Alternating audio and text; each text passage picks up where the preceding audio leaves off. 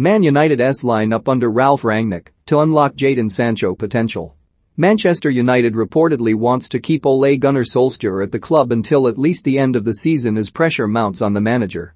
The Norwegian's position at the club is under threat following a horror run for the Red Devils, including Saturday's 2-0 derby defeat by Manchester City. But United doesn't wish to part ways with Solskjaer midway through the campaign unless their top four finish is put in jeopardy.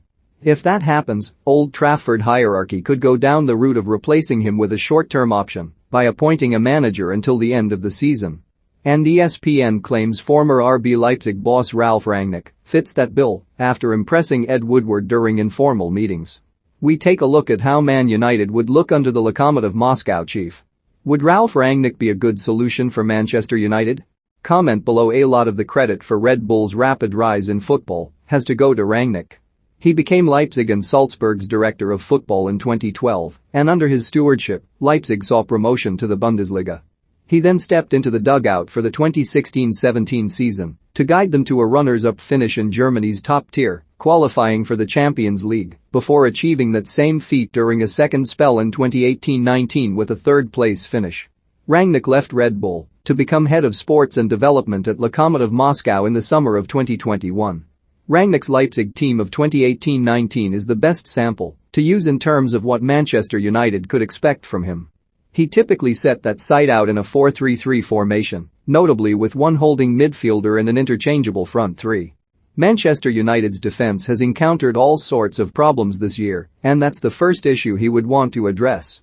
Solskjaer has tried implementing a 5 at the back in recent weeks to make United more sturdy, but it's unlikely an avenue Rangnick would go down, as he tends to go for your typical 4 in defense.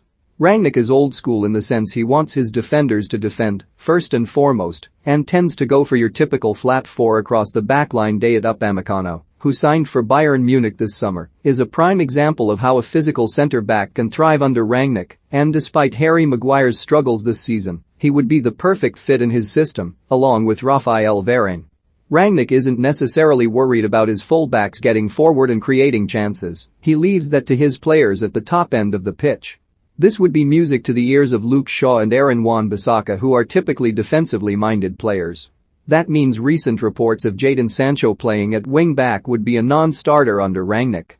This is another area United have struggled to find the right balance this season, as Solskjaer has chopped and changed personnel, deploying 3 in midfield and typically putting 2 players in front of the defense. Rangnick likes to use a 3 in midfield too, but crucially he only has one holding midfielder as the anchor, whether it be Diego Demi or Stefan Ilsanker.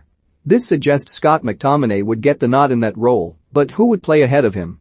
It's imperative that Rangnick's midfielders are well-rounded with an ability to carry the ball forward, but also chip in with the dirty work to win the ball back. Take Konrad Laimer, Kevin Campbell or Marcel Sabitzer, for example.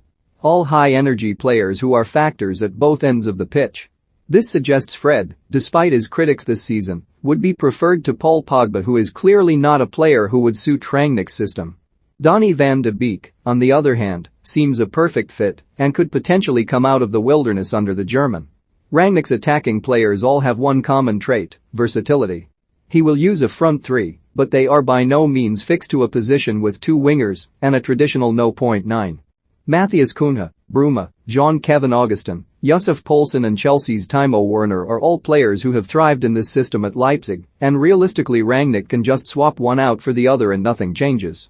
There is a clear structure, which is something United's forward line badly needs at the moment. Cristiano Ronaldo has been on fire since arriving in the summer, but the rest aren't faring as well. Jadon Sancho can't even get near the starting side after costing them £72 million. Edinson Cavani has been frozen out despite impressing last term, while Mason Greenwood has been inconsistent and Marcus Rashford has been hampered with injuries. Bruno Fernandes has been one of United's better players, but even then his numbers in front of goal have dipped. Under Rangnick, Fernandes would likely be pushed further up so he can do damage where it matters most. Ronaldo would likely be the more central figure of the 3, but would be given the license to roam out on the left, which he likes to do. For Manchester United, Sancho would ideally complete the trio given the club's investment in him, and hopefully, Rangnick's system, which will be similar to what he experienced with Borussia Dortmund, will bring the best out of him. Is Ole Gunnar Solskjaer's job at risk? Comment below. It will take time to implement, but Rangnick would try and have an interchangeable attack so that figuring out everyone's best position doesn't even come into the equation. It's something the players will have to buy into, however, and they will all be expected to put in a shift for the team with a high volume of pressing, something that has been non-existent under Solskjaer. Possible Man United's eye under Rangnick: De Gea, Shaw, Maguire, Varane, Wan-Bissaka, McTominay, Fred, Van de Beek, Fernandes, Sancho, Ronaldo.